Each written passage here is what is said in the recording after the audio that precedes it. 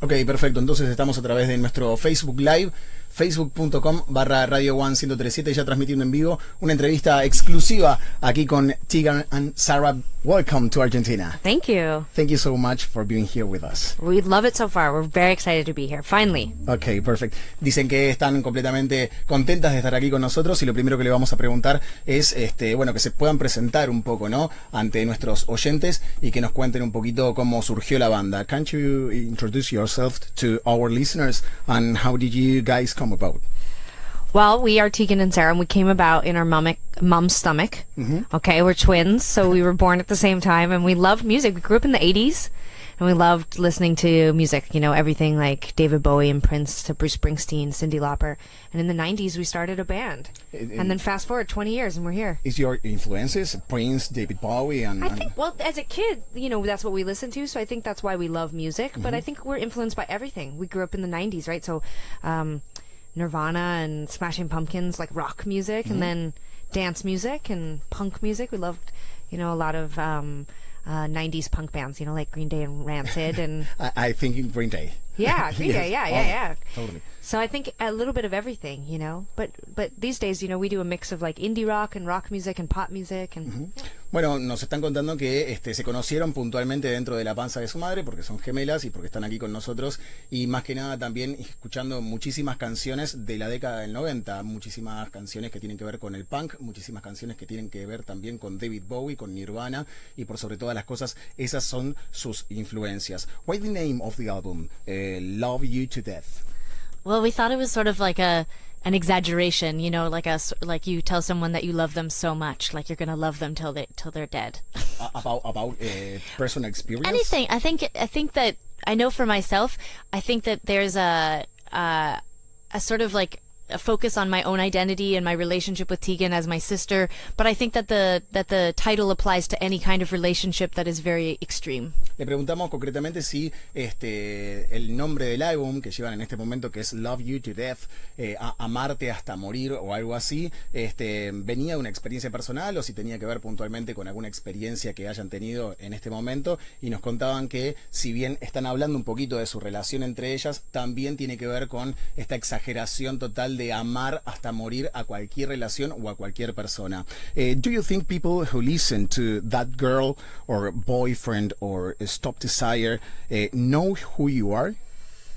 well, I think that we're really lucky because we have this very loyal fan base that knows a lot about us. But in the last few years, we've had our music reach so many more people because of radio and the mainstream.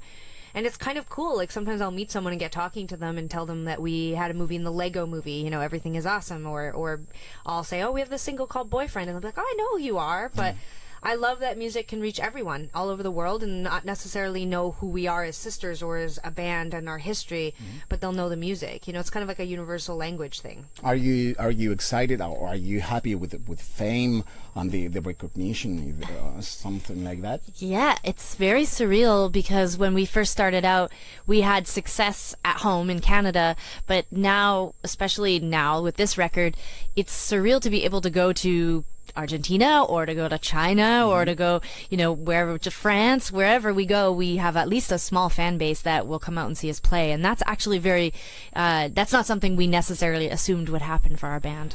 Le pregunté concretamente si escuchando canciones como por ejemplo That Girl o Boyfriend o Stop Desire, canciones del nuevo disco, si la gente podía reconocer en algún momento si formaban parte de una experiencia personal o si puntualmente podían llegar a reconocerlas, y nos contaban que sí, que si bien hay un montón de personas que las siguen desde que estaban en Canadá y que seguramente conocen un poco más sobre ellas, hay un montón de otras personas que las empezaron a escuchar de hace muy poco y que seguramente también empiezan a conocerlas como no, pero que se van abriendo también a esto de la fama y que se van abriendo a esto del reconocimiento en diferentes partes del mundo, como en China y como en Argentina también.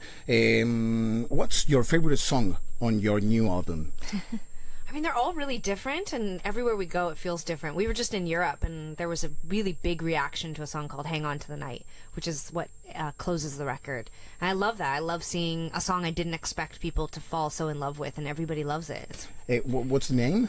Hang On to the Night. Hang on to the night. Yeah. Le pregunté cuál es la canción preferida que tienen en el álbum y nos contaron que una canción que cierra puntualmente este record es Hang On to the Night y que no esperaban que tuviese una repercusión muy importante en Europa y que en este momento la sorprendió y mucho. Tell us about the songwriting process of the last album. We both write at home. We both have little studios in our houses, and we work very modern. You know, where I write almost exclusively in music programs. You know, whether it's programming beats or building tracks. I very rarely sit down, play piano or play a guitar anymore. We're very into the production and sort of making sure that we sketch out as much of the song as possible before we go into the studio. We do collaborate with each other, but mostly it's a solitary process. Les pregunté si el proceso de composición había sido arduo, cómo había sido concretamente este proceso de composición y nos cuentan que si bien lo realizan de manera solitaria dentro de sus casas, colaboran una con la otra para poder llevar adelante las canciones que están presentando en este momento. What do you listen right now? Well, I was laughing at the last couple of days and saying that I don't listen to any music. I listen to podcasts. I like to listen to people talking. No. I'm like, oh, I hit the age where it's like I don't even want to listen to music anymore. I just want to fall asleep to people talking and wake up to people talking. Okay. And I just want to talk. But I like a lot of current music. I like a lot of the pop music. I think it's smart. Like pop music feels very smart right now. So I'm trying to think of something great. I love the new Katy Perry single. Yes. I think it's great. Change the Rhythm. Yeah, Change the Rhythm. Yes. We love it so much we can't think of the name. But yeah, no, I like that a lot. But I really like the new XX record. Yeah, I was that's a good very record. excited that they were doing Lollapalooza here because I think that new record is a great, a sort of great like collaboration of electronic music and rock music. It's Are we fresh. talking about 1975? Like how they're like alternative mainstream. Like it sounds like kind of pop music, but then it's like got this energy and depth that makes it alternative. I don't know, Bruno Mars too? Yeah, Bruno's great. Bruno's great. I mean, really you like gotta the be a new. monster not to love Bruno Mars. That's the reality. You know, Okay. he's a very likable person. I really like the new Drake record too. Drake. What he's calling it a playlist. His new playlist that he just more life. I think it's really good. Les pregunté qué estaban escuchando actualmente y nos contaron que un montón de cosas, si bien en algún momento les gusta más escuchar a gente hablando, podcast o diferentes tipos de cosas, y que están un poco a veces abrumadas con toda la música. En este momento estuvieron escuchando a Katy Perry, el último single que es Change to the Rhythm, que lo pasamos aquí en la radio y que les gusta muchísimo. También les gusta mucho de 1975 y estuvieron hablando de diferentes tipos de Drake, por ejemplo, también, que es una parte fundamental de lo que están escuchando hoy. What do you think about YouTube, for example, with his policy changes after your videos? Well, you know, I think that right now, I think the internet is just crazy, right? It's like the wild, wild west, you know, and I think people are trying to figure out how to restrict content so that it doesn't get into the wrong hands, you know, little kids, that sort of thing. So I think it's an algorithm, it's tech. I think YouTube is definitely suffering the last couple of weeks because their algorithm was restricting content of maybe inappropriate content that they shouldn't have been. Like they called it mislabeling content.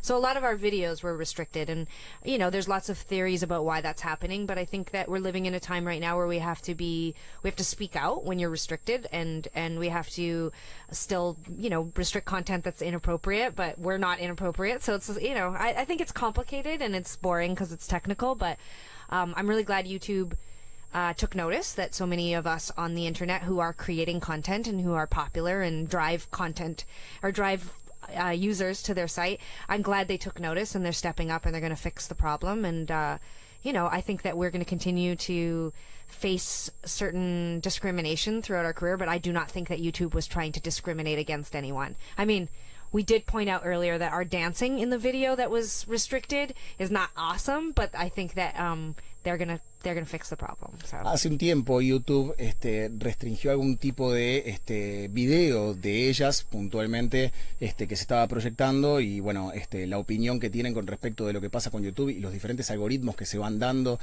casi de manera casual, podríamos llegar a decir, ¿no? YouTube toma determinaciones a veces sobre determinadas cosas que puntualmente no están del todo bien, pero que ellas consideran puntualmente que sus videos no deben ser restringidos y están concretamente evaluando lo que pasa con YouTube e Internet en un mundo donde a veces los contenidos para determinadas personas son un tanto complejos. You guys have built a reputation of LGBTQ activism and social responsibility. Is that something you hope to do when you were starting out? I think when we started out, we had no idea that we would even have a career, let alone be people who would be taken seriously when talking about politics. And I think our reputation and the length of time that we've been speaking about these things has now given us a sort of platform, I guess, and we're sort of looking at how we can be really strategic about our advocacy and our activism, telling people what's going on in the community that we're a part of, and hopefully making some real permanent change internationally. Son activistas del movimiento LGBTQ y que en este momento encontraron, según lo que nos cuentan puntualmente, algún tipo de plataforma donde se puede empezar a responder y a empezar a vertir algún tipo de contenido con respecto de lo que está pasando y el cambio social con respecto de este movimiento masivo en todo el mundo. Y ellas, si bien no esperaban hacer ningún tipo de activismo ni ningún tipo de manifestación cuando comenzaron su carrera, encontraron ahora como una especie de caldo de cultivo que se empezó a generar puntualmente en el mundo para poder expresar perfectamente bien lo que sienten. What are your plans for the future?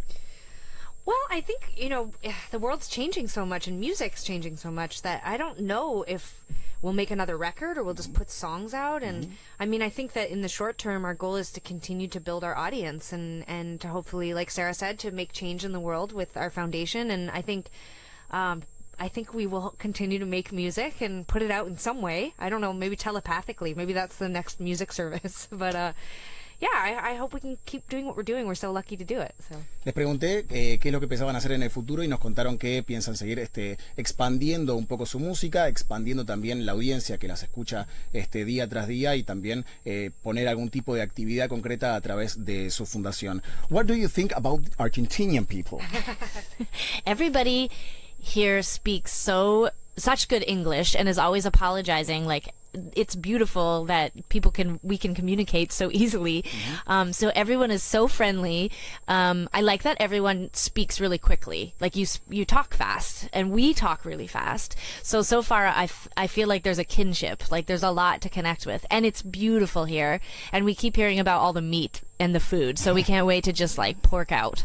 Do you listen to any Argentinian music? No, but we got a list of what to go see and to listen to while we're here. So this is between eating and listening. This is what you have to do in every country. You have to immerse yourself in what people are, what they love to put in their body and what they love to listen to. Oh, perfect. Thank you so much for being here. Thank you. Gracias. Gracias. Goodbye. Bye.